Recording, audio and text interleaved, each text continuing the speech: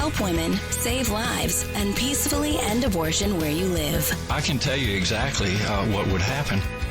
The infant would be delivered. The infant would be kept comfortable.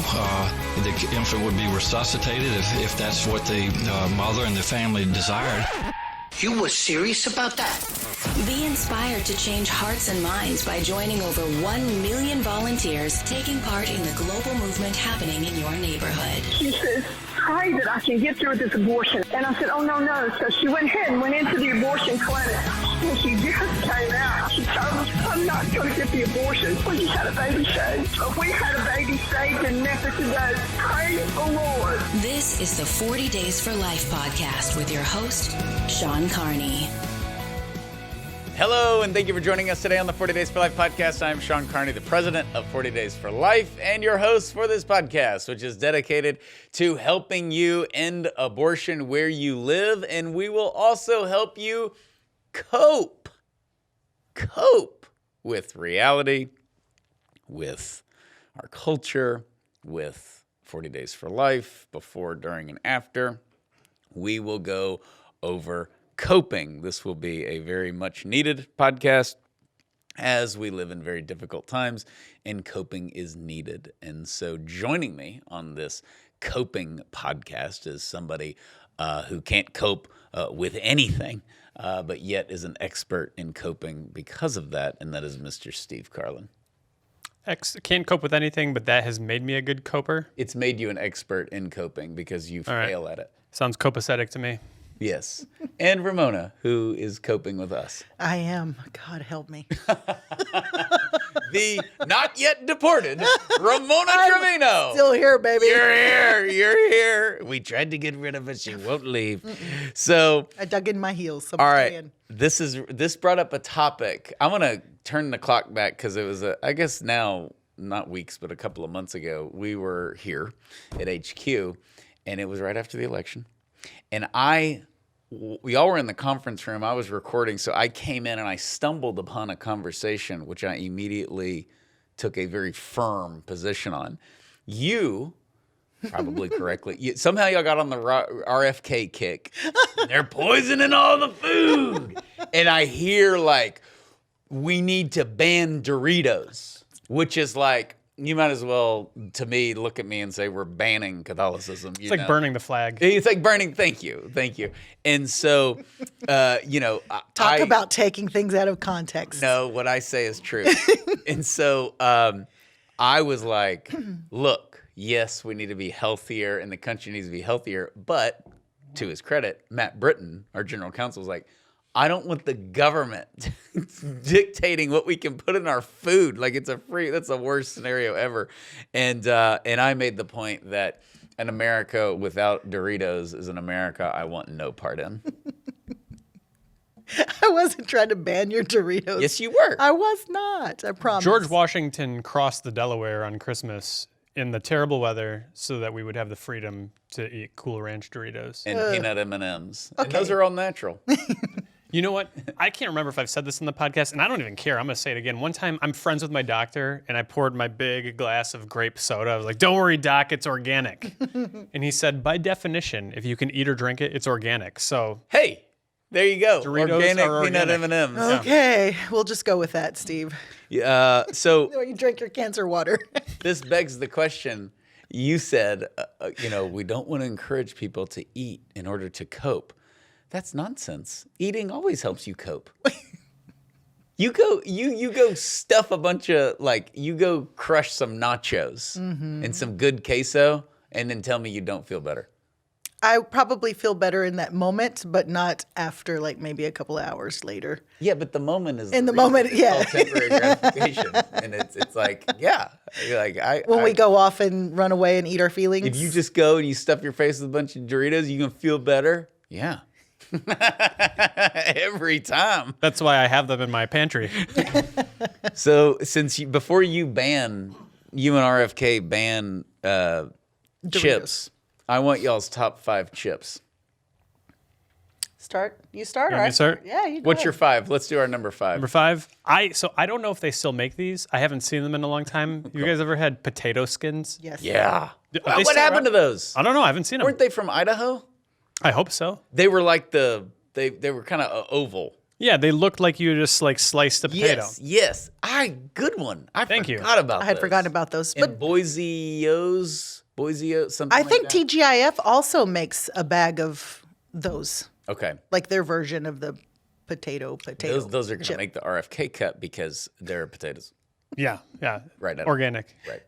What's your 5? Number 5. This is actually tough for me, and it's okay. By the way, Number hold 5. on. We need to do a disclaimer.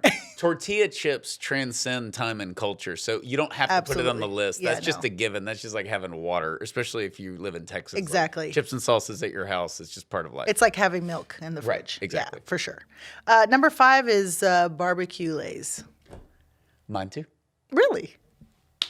Sweet. And wavy, fine. Ruffles, fine. Barbecue chips. I was trying not to put that on the list because I'm like, well, it's kind of like a common chip. And I was like, no, it's number 5. Number 4, we'll go in reverse order. Miss Vicky's Kettle Jalapeno Chips. Up yours, RFK. That's my number 2. Whoa. There we go. Steve? The cheese pizza Pringles. Those are amazing. Okay. You can eat like a whole can at once. You're really derailing us. Is that allowed? Is Pringle a chip? Yeah. It is. It's Okay. the only food that takes the shape of a paraboloid. What is that? It's the shape of a Pringle. Paraboloid. Oh, the actual chip. Yeah. Okay. I always think of like a shoehorn, I guess. Pringles are amazing. But the sour cream and onion are better. No, they're my not. opinion. I am extremely impressed with the pizza selection because those are absolutely. That's just where whatever God comes down and tells me I'm commanding you to never eat chips ever again, and I'm fine. And then a tube or whatever, a Pringles pizza's there, and it's over. I'd sell my soul for pizza Pringles. That's not on my list. I'm really jealous. You've got 2 good ones, man. You're good at this. All right, I take all the coping things away that I said. You got the potato ones. We have got somebody email us at podcast@40daysforlife.com. Those. What are the names of those? That is driving me nuts. Your first one, your potato skins? slice, yeah. Whatever that is, we're gonna have to Google it. Why it went away is tragic, but If it's still around, we need podcast@40daysforlife.com. Email yourself with a bag of potato skins, and we'll put that on a podcast. also, hey, what's wrong with having fun during these turbulent times? Put your list on YouTube. What are your Yes. favorite chips? What are we missing out on? All right, so kettle jalapeno for number 4. Oh, my number 4 is limon Lay's potato chips. Yeah, the traditional. The limon. The lemon. The limon. I don't speak Spanish. That's Isn't why you're gonna get deported. And They're I'm not lemon, they're lime. They're limon. Those are good. The green bag. Those are very. But there's 2 they're so green addicting. bags. There's those, The and then there's the dill. dill pickle. I like the Yeah, dill no, I pickle. like the Okay. dill pickle. All right, so those are good. The lime- limon, you can't just eat one. You No. just got to finish the whole Can't bag. eat one of any of these. No, you got to go in. That's why RFK probably rightly so is trying to ban the whole thing. Okay, so Steve, what's your number 4? Number 4, are we going to number 3? Because number 4 was the Oh yeah, sorry. Okay, so give us your number 3. sea salt vinegar potato chips. Same. Oh, That's my number 3. awesome. Or we can do a little salt and vinegar. Ooh, I think that's a white person thing. I don't know. It's just It's gross. like from the Brits. I hated those as a kid, and now they're phenomenal. And by the way, any of them, the kettle, the Ruffle, the regular Lay's, salt and vinegar, the off-brand. Off-brand is on the table on all these. They're all good. What's your I feel like if you're Hispanic and you like the salt and vinegar, let us know means because you're a racist who voted for Trump? exactly. If you're a Mexican who likes salt and vinegar chips, you've something- betrayed your people. Yes. Oh man. So I had a tie between the jalapeno kettle Lay's chips and the Frito twists. They're like the chili Yeah, cheese. the chili cheese. something or another. I don't like those. My kids are obsessed with those. I love those things. Yeah. Good. They're good. Oh, back to me. Number 2. Number 2. It's getting real. Okay, I think all of the praise that you've heaped upon me you're going to retract it right now. Oh no. Have you ever had the Doritos Locos taco from Taco Bell? Yep. The nacho cheese taco shell. Yep. No, I support you. Oh, excellent. No. Excellent. We're on fire So here. this is a very diverse group. I mean, Diversity is our strength. diversity is our strength because you are just going to these like esoteric flavors and chips that people are like, I've had those before. They're awesome, but they would never put. I tell you another one. It's not on my list, but the Doritos does is the Verde. Oh yeah, that one's not bad. It's good. Pretty good. It's not even close to anything Spanish or Mexican, obviously, but it's amazing. Okay, what's your number 2? My number 2 is, I thought that was the jalapeno. Oh, it is. It's the jalapeno. Oh, yes, yeah. Okay, we had a tie here. Is Yeah, it Miss we had a Vicky's? tie. Is it the same? No, just Lay's jalapeno kettle. Oh, those Miss those are Vicky's great. makes one, but Yeah, I like the Lay's. But they're very good. Miss Vicky came on the scene 1997 or 8. I don't remember. So That's the brand you usually find at Subway, right? that's amazing. I was Is it just or not? thought that, but I didn't want to say it but I sold tuxedos in high school, one of my many random jobs of life. And so I worked at a tuxedo rental place, and it was next to a Subway, and my manager was super cool. And he took me to Subway every day and paid for it, and we would get like Miss Vicky's. And we had no money when I was growing up, so we went to Subway. Like, we didn't get chips. We went on like you buy one, get 2, and you only get the sandwich. You don't get a drink. You don't get chips. No cookie. No cookie. And this guy bought me the full meal with the cookie and the large drink and the jalapeno, and he got fired because he was stealing from the store. So it's really just, that's how he's paying for it. I was like, he is the nicest guy in the world. And so He was like the guy who took the receipt for the in the scripture and he rewrote the exactly. promissory note. Yeah, and I could never figure out why he bought me lunch every single day. It was I worked during the school year, but in the summer I worked every day, and he would buy me lunch. I was like, man, you're just great. Does that make you complicit in his thievery? Because you were eating the Well, Subway that he was buying for you? Yes, was but stolen? I think what gets me off the hook is that I was having Miss Vicky's every day for like an entire summer. Gotcha. My number 2, we're just going classic here, the Nacho Doritos. Okay, so we've covered that. My number 1, Cool Ranch Doritos. It just, you see the blue bag. I had an elementary school friend, Randy, and his dad drove a Frito-Lay truck. Yeah. And his dad showed up in the Frito-Lay truck, let us climb in it, like in the back, like you're looking like it's just like awesome. And he just started handing us large bags, not the little ones, like those super-sized bags to each kid. And he handed me a Cool Ranch, and it was like Christmas. Glorious. It was after school. You're walking around waiting on your parents after school. and you don't have it's not the little one. No. It's the medium It's the size. big, no, it's the Oh, it's big the one. big. It's the big family one. size. Oh. I don't know if that was allowed, that he was allowed to just give a bunch of, his son's friends food, but We're had already it. stealing from Subway. Who's, yeah, my chip history is a little shady.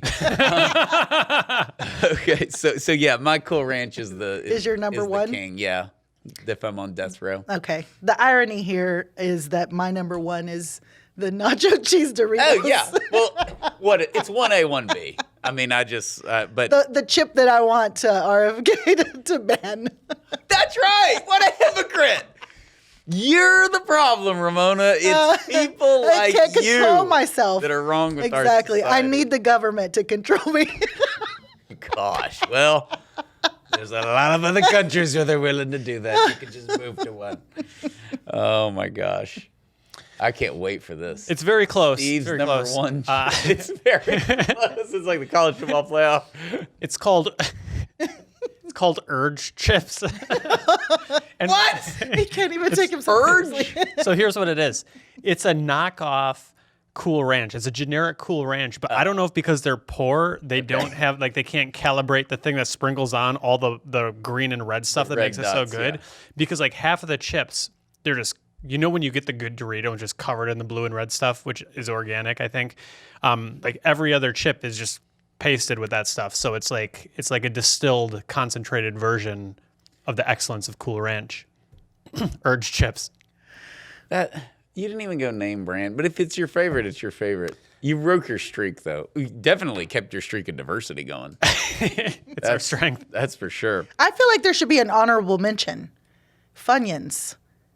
Funyuns is an honorable mention. Yeah, I love Funyuns. They're not my honorable mention. They're not high enough, but I love Funyuns because my Granny Doyle, God rest her soul, she always had all these. I just love going to their house, and she always had Funyuns. And so I thought it was like an old person thing because my grandparents always. And now all my kids love Funyuns.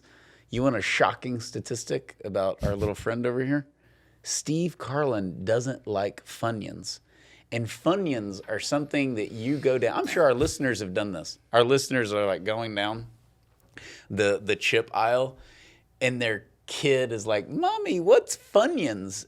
And I think our listeners are like, "I don't know, but that's probably something Steve Carlin would eat." I agree. Because of the grape soda and sort of the bizarre, like, weird thing with you in general. And so the Funyuns would fit into that. I agree. Did you guys ever have the... Why don't you like them, by the way? You just don't like them? I'm not an onion guy. It's not a real onion, dude. It's a friggin' piece of plastic that they make in a factory in But it's Indiana. supposed to taste like onions, is it not? No. I've never had one. I've just smelled them and they disgusted me. Oh, the smell's even better. I'd wear Yeah. Funyun cologne. Have you ever had the Doritos where it's hot wings and blue cheese, I think, or something like that, and you've got some of each of them in the bag? Those are good. Those could have made my list. What I'm really pleased about here is that nobody picked Sun Chips. Oh, yeah. It crossed my mind. The cheddar Sun Chips are legit. Okay. They're okay. Did you try those at Subway as well? They try to tell you they're healthy, but they're just because they taste less good than Doritos. I'm glad no one picked Cheetos. It's just too messy. And they're good. They're just boring. No, they're not. They're boring. They're different shapes It's and not. stuff. There's nothing exciting about a Cheeto.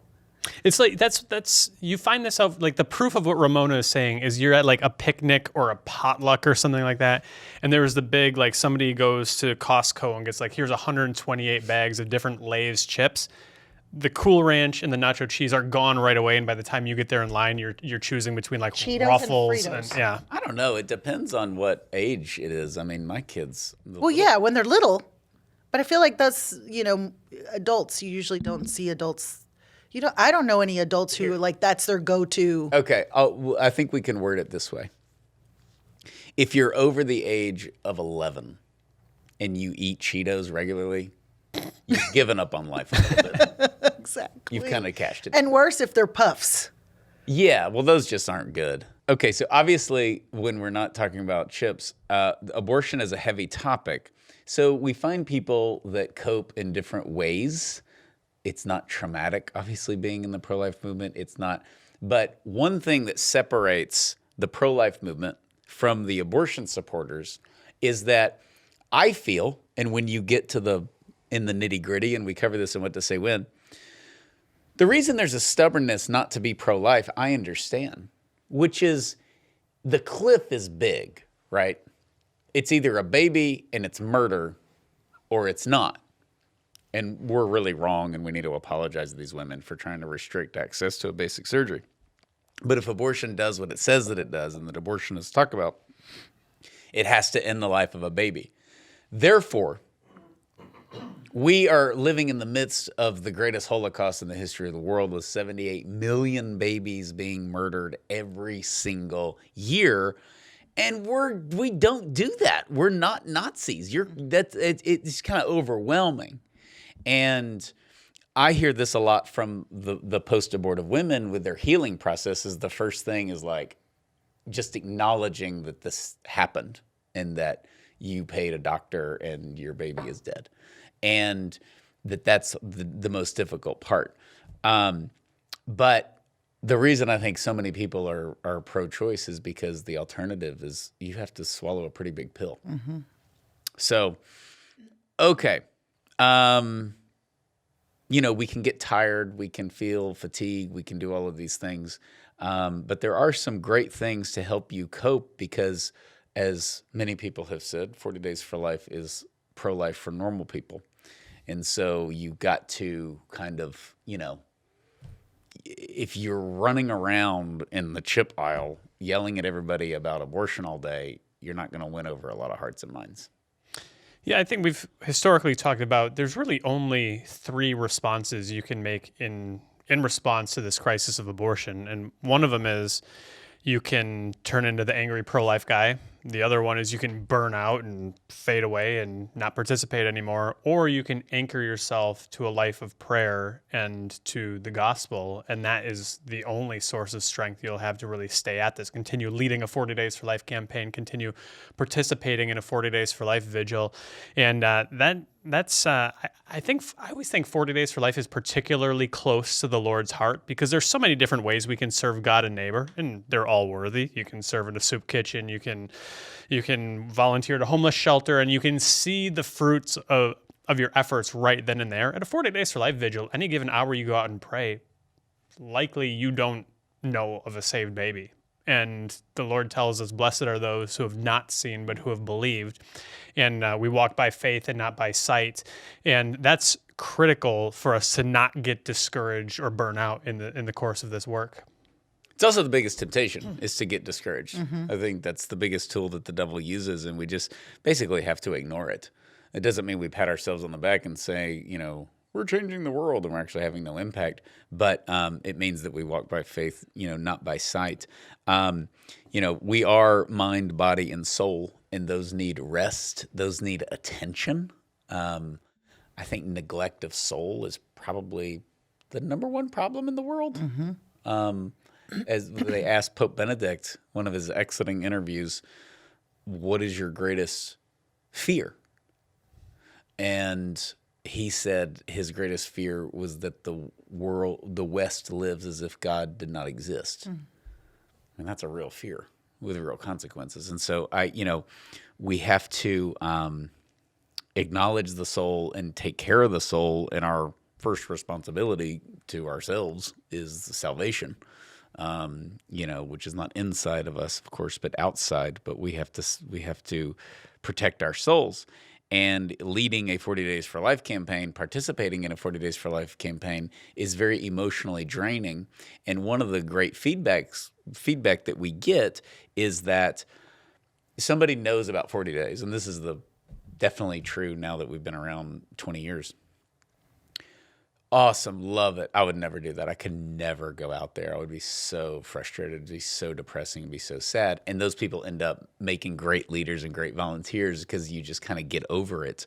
But there's a reason for that, because you can't not think about abortion when you're out there and you're witnessing it and you're in the middle of it. And that's not easy. It's not easy. It's not easy. And it's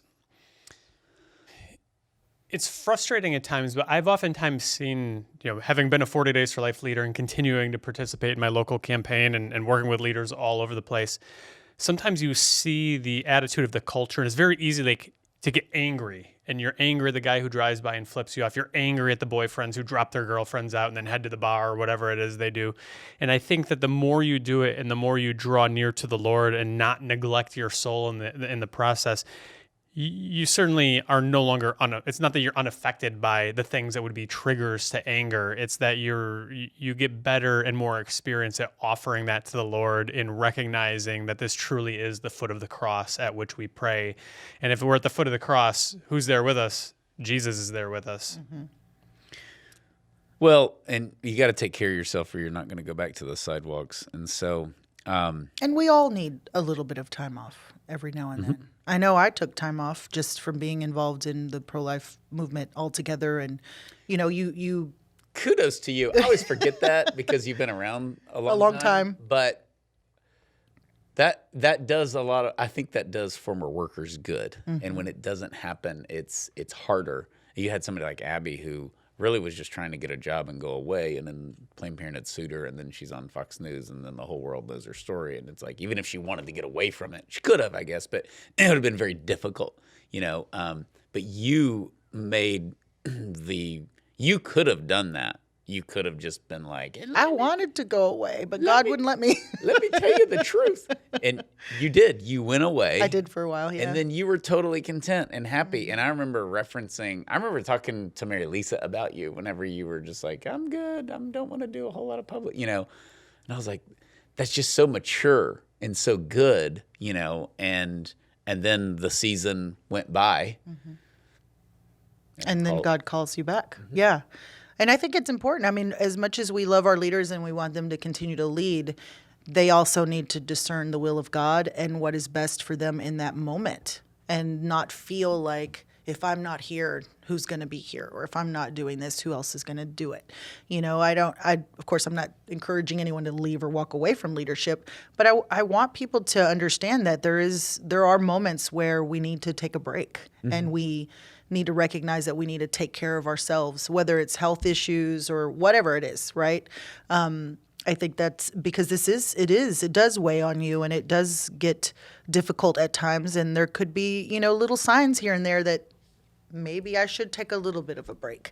That doesn't mean that it's forever, but maybe just enough to get recharged and come back better than ever. That's the way I see it. Yeah, well, I'm a big advocate of this. I've forced it on people. We have made certain leaders take breaks just because it's kind of like we can see the writing on the wall. And we've had a few scenarios where leaders go through something traumatic in their personal lives, mm-hmm. and then they want to keep leading. And we're just looking at the situation going, you don't need to be leading. You need to be either mourning or doing something. But they're basically going to dump everything into 40 Days for Life. That doesn't always work out very well. You can't give what you don't have. And so those moms who are walking in can't be your means of healing from whatever it is that's going on in your life. Yeah, it's very, very well put. Okay, so let's cover the 6 ways of coping. Journaling. Writing everything down. Yeah. That's why Steve and I write all these books. We're just coping. It's a good way. It's a good way to kind of just pour yourself out onto the pages and express those feelings that maybe otherwise you wouldn't be able to with others. I know for some people, like for me, for example, journaling's always helped me because there are things that I want to keep to myself, and just kind of, it's a way of praying too. It is, because you're talking to God and you're kind of pouring your heart out, and there are things that you don't normally want to talk about with other people. You just need to get them out. Yes. And so it's a good way. And it's going to save you money in therapy costs too. You don't have to necessarily go see a therapist or anything. So it's a way of therapy in a sense, and just write stuff down and get it out on the pages, and that kind of helps people process. This is great too, like for confession. They teach when our kids go to their first confession, they write out all of their sins. Mm-hmm. Sometimes this is us telling them what their sins are, but they write it out and they do all that, and there's something therapeutic about that. I remember one time my son left it at the top of the page. It said sins, and then he listed them, and then he left it on the pew when we were leaving. We're like, you want to take that? Of course, it wasn't anything, but it was just kind of funny. Yeah, this is very effective. I find. Whether it be with 40 Days or certainly in my personal life, the older that I get, I journal less than I used to. I'm a big note taker. If I have a thought, I write it down or whatever, or put it in the phone. But when I really screw up or hurt another person, going and writing all that out of how did that get to that point? It wasn't just that I did this at this moment on that day, mm-hmm. but what actually led to that, if I'm honest with myself. And I think that's been really, really helpful for me, is when you screw up, mm-hmm. Because it helps you the next time you've actually written down the whole story of how you got to this thing. And I think that's very, very helpful. And I'm sorry. No, go I was ahead. gonna say not just screwing up, but also celebrating the victories too. See, no, I'm Irish. I was just going to say, I only write down what a loser I am. And then it's not like, but you're doing your best. It's none of that. It's all the Irish I'm cynicism. referring to like positive things that happen on the sidewalk. Like if our leaders are struggling and they had a bad day and they're journaling, and then they have a different day that there was a victory and they journal that. If you're staying consistent with your journaling, you can go back and you can see. Mine are only blessings. mine are only the losses and defeats. That's where I live. You got to live in both, Sean. There's balance. There's balance here. No, but I think that's good. Like for me, I can go back and to my mid-20s and read. I was reading an old journal, and it was really incredible to actually read a prayer that God answered. Wow. And I'm like, whoa, I didn't even realize that I had written that down, because you're just letting out all your thoughts. You're not really going into any type of, deep thinking about the future. You're just pouring it out on the pages. And so I think if our leaders kind of just pour their hearts out, they don't think about the future. It's pretty cool to go back in time and say, and look, in a very tangible way where God came through. And I don't think there's anything more beautiful than being able to see, like, go back and go, wow, that was a really tough moment in my life. I was really struggling, whatever. And then be able to go back and go, wow, God really came through for me. Yes. And that these things, especially with children, these things that are going to be the end of the world and then just aren't. Like, people hate it. Your kids hate it. But it really does all work out. It'll just work out. I say that a lot. And, the teenage Romans 8:28. It'll all work out. Yeah. That's essentially it. Okay, number 2 is obviously meditative prayer. Scripture reminds us to pray about everything. Have no anxiety at all, but in everything by prayer and petition with thanksgiving, make your requests known to God. No person of gratitude is miserable. And I know when I'm at my worst, it's because I'm just being selfish. Gratitude and selfishness are really opposites, right? You might think selfishness and selflessness, or selfishness and generosity, and of course those are opposites, but I think gratitude is really an opposite of selfishness. Yeah. We had an old Franciscan priest at A&M that he would visit, and he would give the same sermon he must have been 192 years old. It was just like this awesome, he's a monk. And he always said, "You need an attitude of gratitude." And you're just always like, can you just keep saying that? He had a great, powerful voice. And so anyways. I like to combine these first two, the journaling and the meditative prayer. And sort of what I do is I'll go through, my scripture reading in the morning or whatever, and just whatever phrase from the gospel strikes me, or whatever it is, spiritual reading I'm doing, I'll kind of jot it down and then sort of meditate on that. And then at the end of the week on day 7, I'll kind of like look back at what were my previous 6 entries in the journal, like what stood out to me. And you can kind of pick out a pattern that way, like some particular day, like, I don't know, is that really God telling me to get the pizza Pringles, or is that my imagination? But if you've got a track record, like on day 7, you kind of know. And then you do the same thing monthly. Every month you can go through. And this is sort of the method of prayer that I use. And I think it's very effective. I think a lot of times we talk about prayer and we don't always hear God's voice because we're doing all the talking, but silence allows us to kind of hear the voice of God. And as we sit in stillness and contemplate the Lord's word and maybe journal it down, it can really be a useful means of discerning what the Lord wants us to know, what he wants us to do, what he wants us to stop doing. It requires a different discipline for sure, meditative prayer.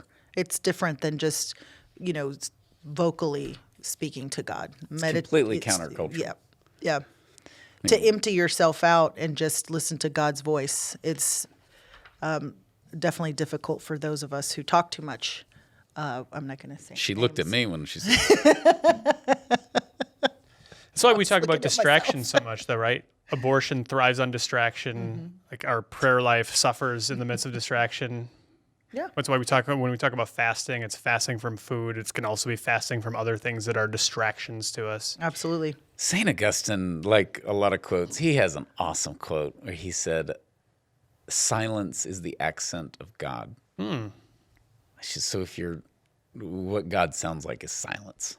And there's a lot of noise in our culture, and we live in a godless culture.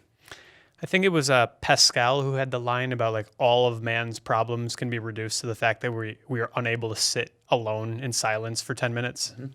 100%. Another great quote. Yes. Well, be still and know that I am God is what's really gotten me through all these years, especially when I just came out of Planned Parenthood. And I thought that the answer was to just, go out there and find another job and keep moving and keep going, right? And I kept coming back to God, the scripture, verse, be still and know that I am God. Like, Ramona, just be still and be quiet. That always got me in trouble, is not being still and not being quiet. Not being still and not being, well, it goes without saying that I'm one of the loudest people on earth. You're just laughing, It is. And what's so funny, Mary Lisa's loud. Like, and she's we're very similar. We're definitely not like opposites attract. We're very outgoing and very loud, and I would say very fun. And so we moved to Virginia, and she meets this mom, and they like at mass, and they have a play date, right? So she goes to this mom's house, and this lady was like Italian, and so they're just like, blah, blah, blah, blah. It's like these two loud women having a blast. And Mary Lisa, like, it takes her coffee, and the other mom looks at her and is like, you're just like so loud and so fun. Your husband must be super quiet. And she like spits her coffee out. It's like he's like the loudest human on earth. It was really funny, I think. And okay, so the opposite of that, the silence, is talking it out, not gossip, not complaining about all those other women, but actually, that was an attack on gender, because women will just be like, let me talk it out. And it's like, it's been 4 days.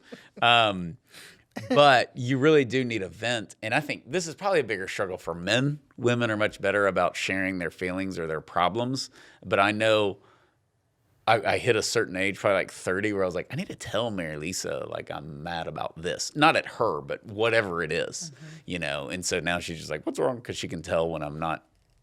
What she said, she's like, you're happy most of the time. So if something's wrong, it's easy to detect. Right.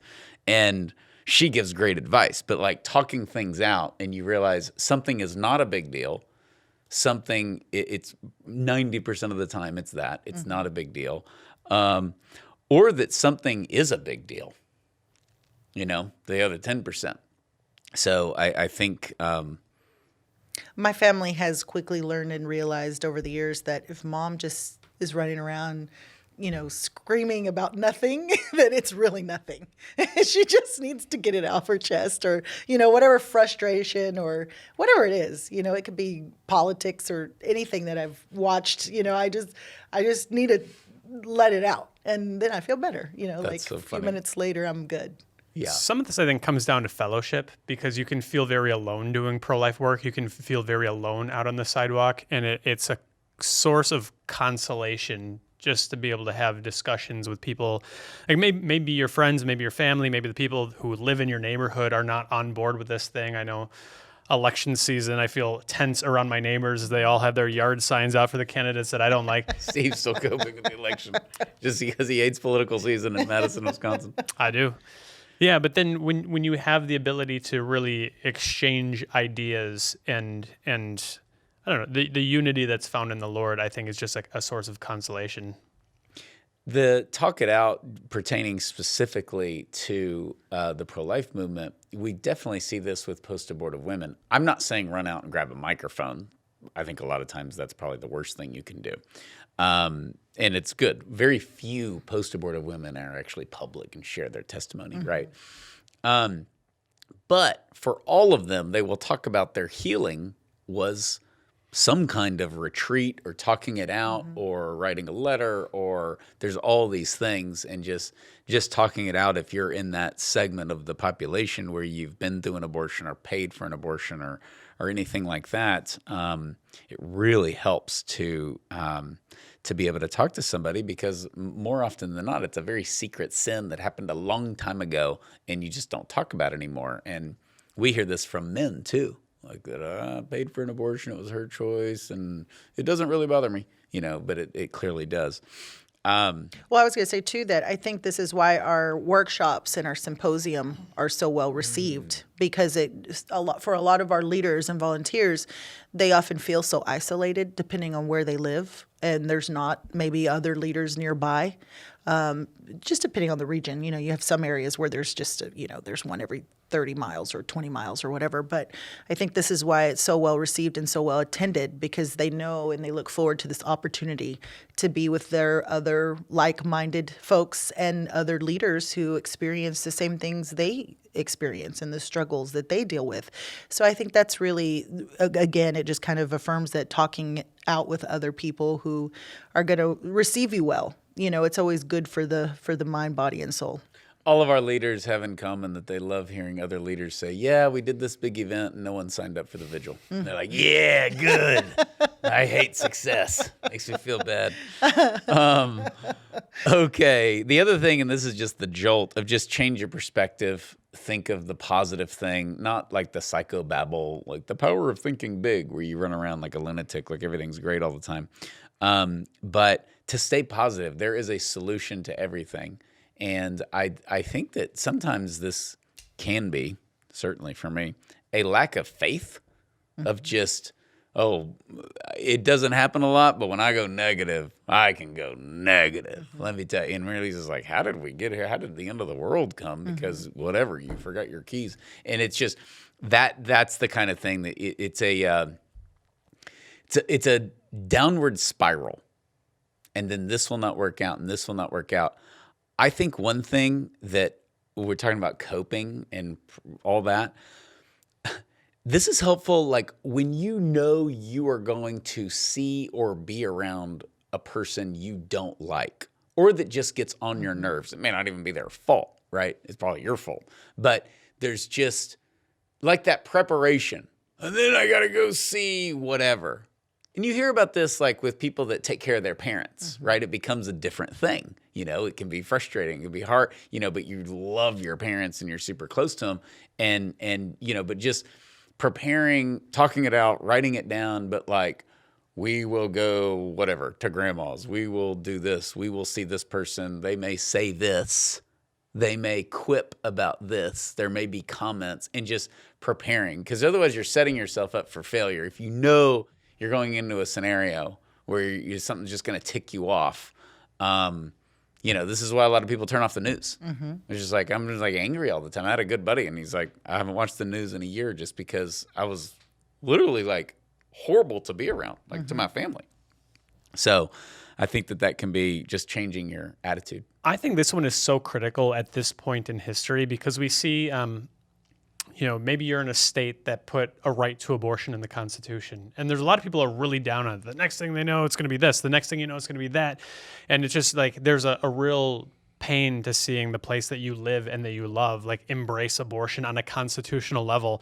And I always kind of, I don't know if joke, but I think there's like pro-lifers in like 15 or 20 states that are sure that their state is the very worst one when it comes to abortion. Yes, everybody's in the worst state, but there's 50 states.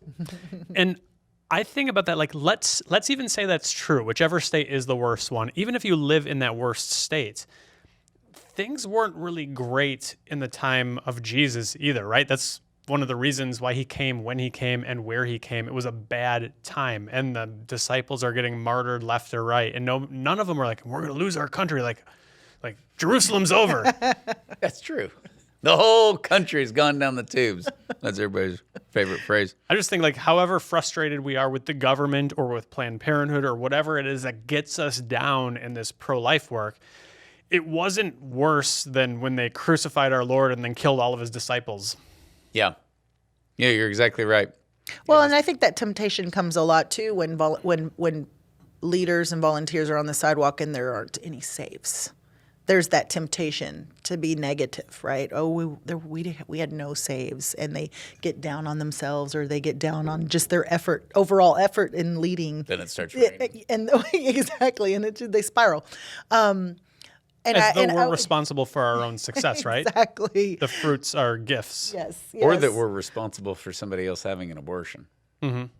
But the way to flip that and to change your perspective and to think positively, and I always try to remind our leaders of this, is that we don't know. You have no idea the positive impact that you're having. Like, maybe there's not a save in that specific location, but how do you know there aren't saves from, the folks that are driving by? You don't know what kind of conversations are being had in those cars. You don't know who maybe was on their way to let their boyfriend know they were pregnant and they were terrified and they were planning to have an abortion. Like, we have no idea and what impact we have on the world. And we have to think positively when we're out there and trust that God is going to use our witness in a very mighty way. And we just have to trust that.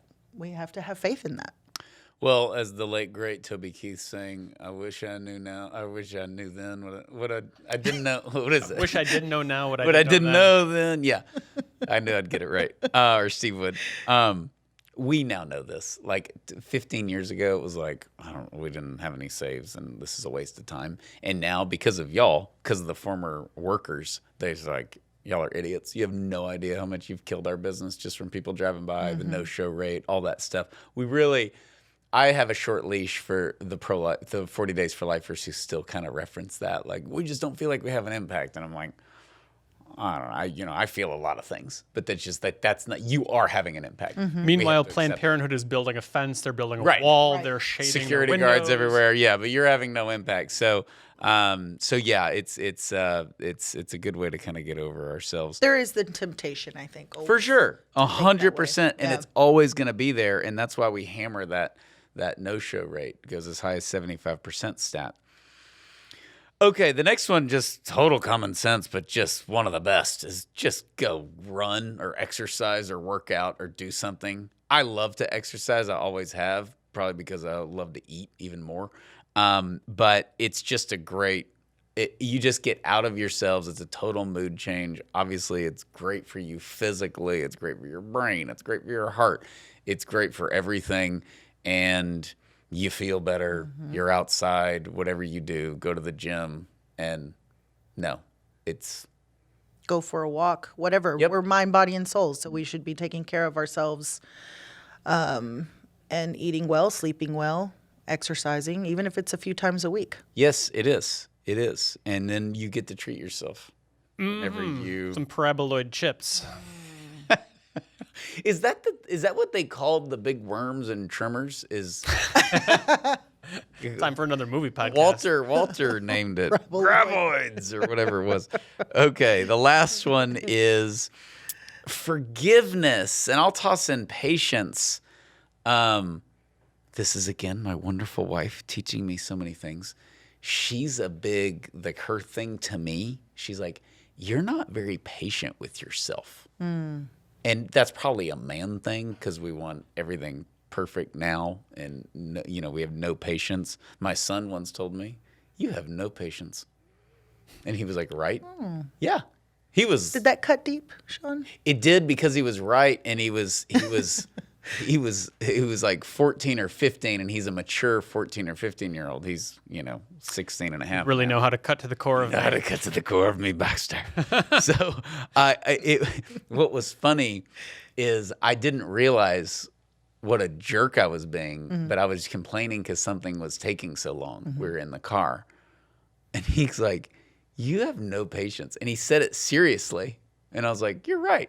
Now I will lamely defend myself. He's like the most patient person ever. So it just comes natural to him. So I'm like, well, let me get my list out for you. How's this? You have no sense of urgency. It's like the total, it's supposed to be a bonding moment. But yes, forgiving ourselves, forgiving others. Life is not worth it. This is what's so sad when we talked about a while back during the election, people not going home for Christmas or Thanksgiving because their relatives voted for Trump. I have that in my family, and I'm just like, oh no. Like, I didn't know we were there. Nobody's even arguing about politics. And still, just I don't want to see anyone who I'm related to who voted for Trump. And you're like, life is short. Who cares? Trump will be a great president. He'll be a terrible president. He'll die. We'll have other presidents. We'll have other things. Like, we're all moving on from this earth together, and it's just not worth it. But I think really forgiving people, being patient with people, being patient with ourselves. This is also, to me, a scary Judgment Day thing because, forgive as you're forgiven, and think of how patient our Lord is with us. We're really reprehensible. We're bad on so many levels, right? And he's just so patient with us, and he's constantly renewing us and building us up. And we've got to do that with others, or we'll pay the price. My wife taught me a good lesson, which I think maybe came via St. Teresa of Avila, but she said, like, you'd really do better, Steve, if you justified others. I'm like, what does that even mean? Like, I don't know what that means. But it was like, Doing that funny talk. yeah. The whole concept is when someone does something bad that frustrates us, that angers us, to just stop and think, could there be a reason that, like, maybe mitigates this, or at the very least, like, partially excuses it? The guy who cuts you off on the highway, like, maybe he's driving someone to the emergency room, that type of thing. And I think that this can come into play particularly on the sidewalk at a Planned Parenthood vigil, because we just don't know. I think, like, the judge not is so misused. Like, we can judge the sin. We absolutely must judge the sin, but we can't judge the culpability. We just don't know. And I think the natural law is there. It's written on our hearts, all of that sort of thing. But we just don't know in which case, someone has been deceived, in which case someone was... I can think of a particular person who I know who has some particular personality faults that I find very grating, very frustrating, very annoying. And I stopped and realized one day, like, he lost his dad as a young child, and you can kind of see the impact and the influence of having a missing father. And I just, like, it made it so much easier to excuse all of the things about this friend that drive me nuts when I considered, okay, it's not his fault. He didn't want to lose his dad early. He didn't have that male influence. I think when we try to look at others and think, okay, what's the best possible benefit of the doubt that we can put on their actions, it will give us more patience out on the sidewalk or anywhere else in life. It actually shows how people are good. I think most people are good. Thank you, Luke Bryan. Thank you, Luke Bryan. Steve, you hate Luke Bryan. I do. There's no assuming the good in him. And you talked about he lost everybody. He lost everybody in his life, and he still became a success. But you don't care. You're too judgmental. Well, I was going to say, too, with the forgiveness is 40 Days for Life has also been instrumental in shifting how we view workers. And I think that's been huge. And it's been a game changer for people, I think. Yeah, well, I mean, there was so many who I've spoken with over the years for probably less 10, 12, 13 years who have said, I really treated and thought poorly and was really ugly and hateful towards abortion workers until all of these abortion workers started converting and coming out. And it opened their eyes, and recognizes that, Jesus loves them too, right? Like, Jesus loves me too. And that's the first time I ever experienced that level of forgiveness from others. It was really tremendous. Yes, it's beautiful. And certainly you go through the 90s and they're bombing abortion clinics and shooting doctors, and they were public enemy number one. For me personally, this has never been a struggle, not because of me. It's just a grace or just a personality trait. The workers never really bothered me. They give us the middle finger. They're rude. As much as we joke about all the Abby stuff, like, she never bothered me. And she cussed me out all the time when she'd do stuff, and they were rude and all that. It just never bothered me. It bothered a lot of our volunteers. I think it bothers a lot of 40 Days for Life, people. It's just naturally, how do you work here? All that stuff that you're tempted to think.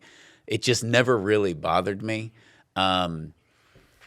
I just didn't care. I just thought, like, I cared, but it was, you work here, you're lost or whatever. I never really dug in and saw them as the enemy. But a pastor who does nothing, I think that's a different realm. And I think it's healthier to get upset at our own. And even, like, people who are like, I'm not going to go out to the clinic, or I'm pro-life, but whatever, I don't really do anything. I get that. I'm fine with that. I think the ones who know better is always, not to go on like the clergy are useless, because they're not. But I think if you ask solid clergy, their biggest frustration are their fellow clergy, for sure. It's kind of the lukewarmness that we read about in Scripture, right? Like, you can work with someone who's a hater. You just can. They're passionate about it. The Lord can transform that. If you've got someone who's just indifferent, that's really hard to deal with. Yeah. And again, we got to forgive them as well. So, but hopefully this is helpful because it is. It's so important. I think one thing that's not on here that hopefully goes without saying, but do something fun. Watch a movie, hang out with your kids, play cards, do something with, I don't know, just do something fun. You got to have a life. And as much as we laugh, we joke about sports is, to me, one of the few overall, like, pure forms of just recreation. My kids, all the ages of my kids love watching sports. It's just a blast. It's easy. It's cheap. And it's just like, unless you go to the games, but it's so fun. It's competitive. There's a real winner. There's a real loser. You're not thinking about yourself. You're not thinking about, your problems in the world or whatever. And it's, I don't know. I really enjoy sports. And don't become so obsessed with this tragedy that we all know is a tragedy that you forget that life is a gift. Yes. And that we need to be celebrating life. And we shouldn't feel ashamed or guilty for that. When we leave the vigil, when we leave Planned Parenthood, we go do something that only we can do, which is live our life and not try to control the world. So, okay. One side note on this that I forgot to mention is you can go to the store. If you see me, I'm wearing the cool 40 Days for Life hoodie. We also have new quarter zips. Ramona is very, very trendy. Is this your? So, oh man, we had way too much fun.